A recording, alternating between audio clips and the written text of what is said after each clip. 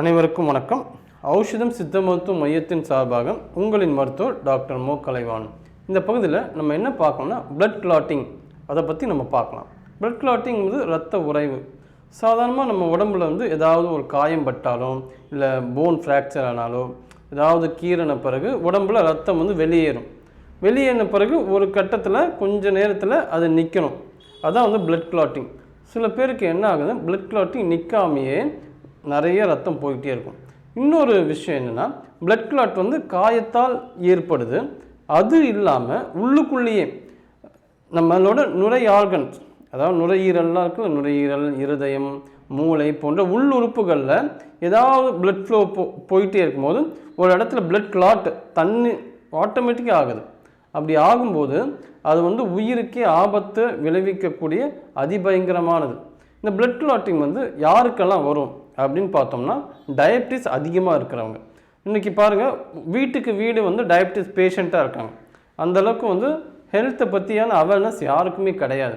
அதனால் வந்த வினை தான் இந்த பிளட் கிளாட் எல்லாம். கொலஸ்ட்ராலோட லெவலும் அதிகமாகுது. இன்றைக்கி எல்லாருக்குமே எது ரொம்ப பிடிக்குன்னா, வறுத்தது, பொரிச்சது, இந்த ஆயில் ஐட்டம்ஸு, இது எல்லாம் ரொம்ப பிடிக்குது. அதனால் இந்த ஸ்நாக்ஸ் சாப்பிட்ற ஹேபிட் எல்லாருக்குமே இருக்குது. ஈவினிங்னா ஒரு ஸ்நாக்ஸ் சாப்பிட்ணும், ஒரு பஜ்ஜியோ, ஒரு போண்டாவோ, சமோசாவோ, இல்லை மசாலா சுண்டலோ, இந்த மாதிரி ஏதாவது ஒன்று. இது எல்லாம் என்ன பண்ணுது, இந்த ஆயில் ஐட்டம்ஸ்னால் கொலஸ்ட்ரால் லெவலை ஏற்றுது. ஸோ இதனால் பார்த்திங்கன்னா உடல் எடை கூடுது. உடல் பருமன் ரொம்ப அதிகமாக இருந்தாவே இந்த பிளட் கிளாட் பிரச்சனை சாதாரணமாக வரத்துக்கு மிக அற்புதமான வாய்ப்பு இருக்குது. அப்போது ஒபிசிட்டி இல்லாமல் நம்ம பார்த்துக்கணும். ஆனால் இன்றைக்கி பசிக்காக சாப்பிட்றதோட ருசிக்காக தான் சாப்பிட்றாங்க. சும்மா ஃப்ரீயாக இருக்காங்களா, சரி வாயன் ஒரு பிரியாணி சாப்பிட்லாம், வாயன் ஒரு சம்சா சாப்பிட்லாம், பஜ்ஜி சாப்பிட்லாம், அந்த மாதிரி போயிடுறாங்க. அப்படி இருக்கக்கூடாது. நம்ம வாயை கண்ட்ரோல் பண்ணணும். இந்த மனசு சரியில்லைனாக்குன்னா அடிக்கடி சாப்பிட்டுக்கிட்டே இருக்கணும்னு தோணும். அந்தந்த நேரத்துக்கு சாப்பிடுங்க. காலையில் டிஃபனு, மத்தியானம் லஞ்சு, நைட்டு டின்னர். இது நடுவில் ஈவினிங் ஒரு லெமன் டீ, பிளாக் டீ, அதை மாதிரி சாப்பிட்லாம். காலையில் ஒரு லெமன் டீ சாப்பிட்லாம். இந்த மாதிரி சாப்பிட்றத ஒரு முறைப்படுத்துங்க. இது இன்பிட்வீன் கிடைக்கிற ஸ்நாக்ஸு எதுவுமே நொறுக்கு தீனியமாக உள்ளே ஏதாவது போட்டுக்கிட்டே இருக்கிறது, அதை கண்டிப்பாக அவாய்ட் பண்ணணும். இது ரொம்ப சாதாரணமாக தெரியும். ஆனால் நாளடைவில் இதுதான் பிளட் கிளாட்டுக்கு மிக முக்கியமான பிரச்சனையாக இருக்கும். சரி, பிளட் கிளாட் வந்தால் என்ன மாதிரியான அறிகுறிகள் இருக்கும்னு பார்த்தோம்னா, முதல்ல அது என்ன பண்ணுன்னா, பிளட் கிளாட் ஆனவனை அந்த இடம் சில பேர் கருத்து போன மாதிரி ஆகிடும். சில பேருக்கு அந்த இடத்த ரத்தக்கட்டு இடத்த தொட்டு பார்த்தா சூடாக இருக்கிற மாதிரி இருக்கும், இல்லை வீக்கமாக இருக்கிற மாதிரி இருக்கும். அதே போல் வலியும் இருக்கும். சில பேருக்கு தொட்டாவே வலிக்கிற மாதிரி இருக்கும். ஸோ இந்த மாதிரி பலவிதமான அறிகுறிகள் இருக்குது. இப்போ பிளட் கிளாட்டுக்கு உடனே அந்த பிளட் கிளாட் சரியாகிறதுக்கு ஐஸ் கட்டி பயன்படுத்தலாம். இது நல்ல ஒரு மெத்தட். அது சீக்கிரமாக பிளட் கிளாட்டு இல்லாமல் பண்ணும்.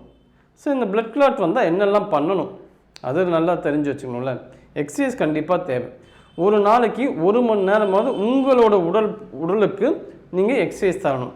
அது ஸ்விம்மிங்காக இருக்கலாம், வாக்கிங்காக இருக்கலாம், ஏதோ ஒரு ஆக்டிவிட்டி கண்டிப்பாக இருக்கணும். Swimming best. எல்லா மசில்ஸும், உடம்புல இருக்க எல்லா ஆர்கன்ஸும் வேலை செய்கிற ஒரு மிக முக்கியமான எக்ஸசைஸ் ஸ்விம்மிங் தான். இன்றைக்கி நிறைய இடங்களில் ஸ்விம்மிங் பூல் தனியாகவே கட்டி வச்சுருக்காங்க. அதெல்லாம் மக்கள் பயன்படுத்திக்கலாம். இல்லை என்னால் ஸ்விம்மிங்லாம் என்னால் போக முடியாது, வாக்கிங் போகலாம். இப்போ பக்கத்து கடைக்கு கூட என்ன பண்ணுறாங்க, ஒரு வண்டியை தான் எடுத்துகிட்டு போகிறாங்க. ஸோ அப்படி இல்லாமல் கூடுமான வரைக்கும் நம்ம நடந்து போகிற தூரமாக இருந்தால் நடந்து போங்க. அது ரொம்ப ரொம்ப முக்கியமான விஷயம். ஸோ இது மாதிரி வாக்கிங் கண்டிப்பாக ப்ராக்டிஸ் பண்ணுங்கள். ஏன்னா இன்றைக்கி யார் சக்ஸஸ்ஃபுல் பர்சன் கேட்டால், இந்த உடம்பை ஆரோக்கியமாக யார் வச்சுருக்கானோ அவன் தான் வெற்றியால மனிதனாக இன்றைக்கி பேசப்படுறான். ஏன்னா அந்தளவுக்கு ஆரோக்கியம் கேள்விக்குறி ஆகிடுச்சு. 90 வயசுக்கு வர வேண்டிய நோய்கள் எல்லாமே 30-40 வயசுலேயே வந்துடுச்சு. இதில் பார்த்திங்கன்னா இந்த பிளட் கிளாட் 60 வயசுக்கு மேலே வரவங்களுக்கு ரொம்ப அதிக வாய்ப்பு வந்துச்சு. நம்ம காலங்கள் போக போக எல்லாமே ஃபாஸ்ட் ஃபுட் கல்ச்சர் ஆகிடுச்சு இல்லையா. இன்றைக்கி மிட் நைட் பிரியாணி ரொம்ப ஃபேமஸாக இருக்குது. நைட்டு போய் பிரியாணி சாப்பிட்றது ஏதோ ஒரு பெரிய சாகசமாக நினைக்கிறாங்க. அப்போதைக்கு அது ஒரு உற்சாகமாக இருக்கிற ஒரு விஷயமா இருக்கும், எக்ஸைட்மெண்ட்டாக இருக்கும்.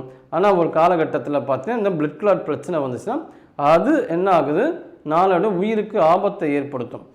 சில அறிகுறிகள் எப்படி இருக்குன்னா, இந்த கண்ட சோதம் வந்து சில பேர் பிடிச்சி இழுக்கும். அதெல்லாம் பார்த்தீங்கன்னா பிளட் சர்க்குலேஷன் போகிற இடத்துல ஏதாவது பிளட் கிளாட் ஆச்சுன்னா அது லங்ஸுக்கு போச்சுன்னா அந்த இடத்துல வந்து லங்ஸோட ஃபங்க்ஷன் சரியில்லாமல் ஆகி ஃப்யூச்சரில் ஹார்ட் அட்டாக் வரத்துக்கு மிக முக்கியமான விஷயம் இந்த பிளட் கிளாட். அதே போல் பக்கவாதம்.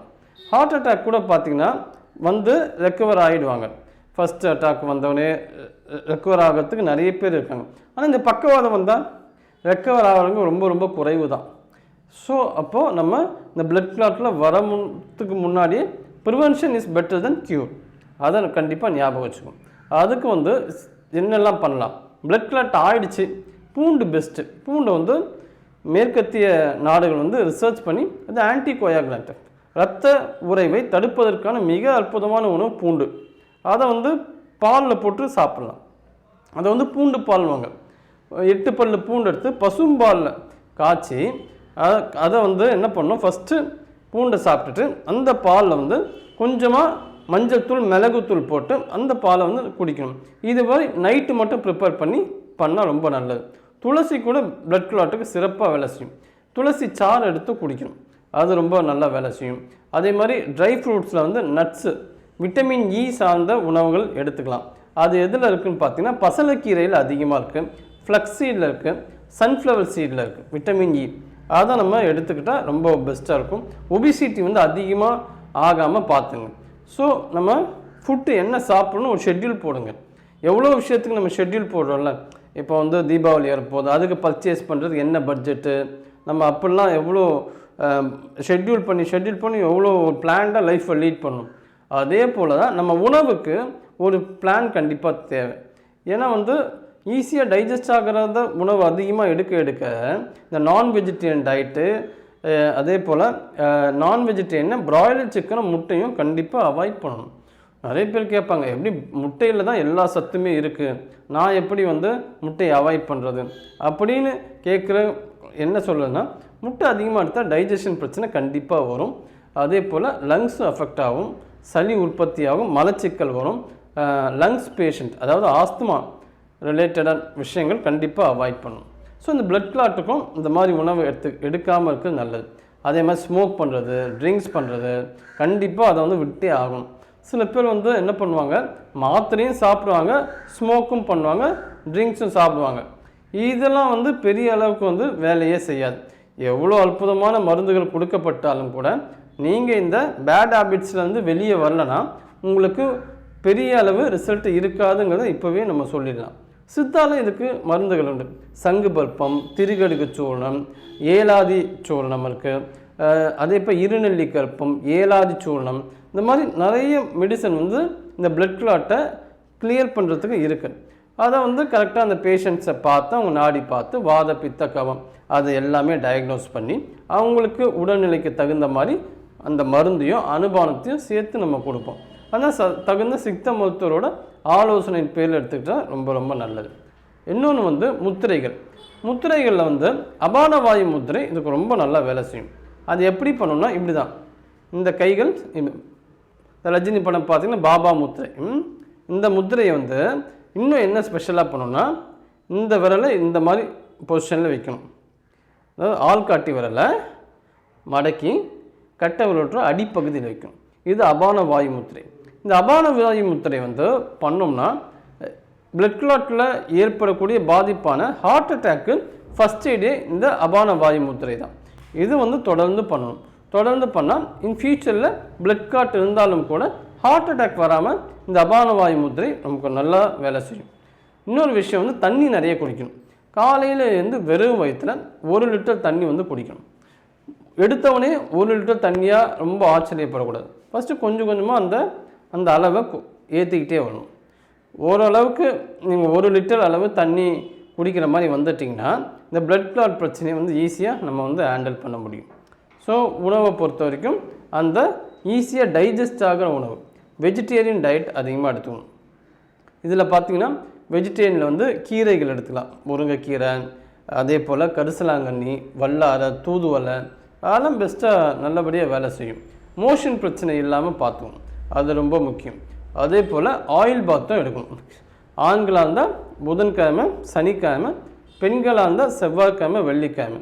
இத்தனை விஷயங்களை வந்து நீங்கள் தொடர்ந்து ஃபாலோ பண்ணிக்கிட்டே வந்தீங்கன்னா இந்த பிளட் கிளாட் பிரச்சனையிலேருந்து கண்டிப்பாக நம்ம வெளியேற முடியும். இதில் மிக முக்கியமான விஷயம்னா ஊட்டச்சத்து குறைபாடு கூட இந்த பிளட் கிளாட்டுக்கு மிக முக்கியமான காரணம். அது என்ன ஊட்டச்சத்துனா விட்டமின் டி தான். விட்டமின் டியோட ஃபங்க்ஷன் எதுலேருந்து நமக்கு அதிகமாக கிடைக்கும்? சன்லைட்டில் தான். காலையில் 6 மணிலேருந்து 7 மணிக்குள்ளே 5 நிமிஷம் அந்த சூரியனை நேரடியாக பார்க்கும். அதுக்கப்புறம் 7 மணிக்கு பிறகு அதை பார்க்கக்கூடாது. இந்த மாதிரி தொடர்ந்து நீங்கள் எடுத்துக்கிட்டே வந்தீங்கன்னா விட்டமின் டி சாதாரணமாக உடம்புல அப்சர்வ் ஆகும். உணவில் பார்த்தீங்கன்னா ஆரஞ்சில் அதிகமாக இருக்குது. ஸோ விட்டமின் டி தொடர்ந்து சாப்பிட்டாலும் இந்த பிளட் கிளாட் பிரச்சனை வந்து சீக்கிரமாக சரியாயிடும். நன்றி, வணக்கம்.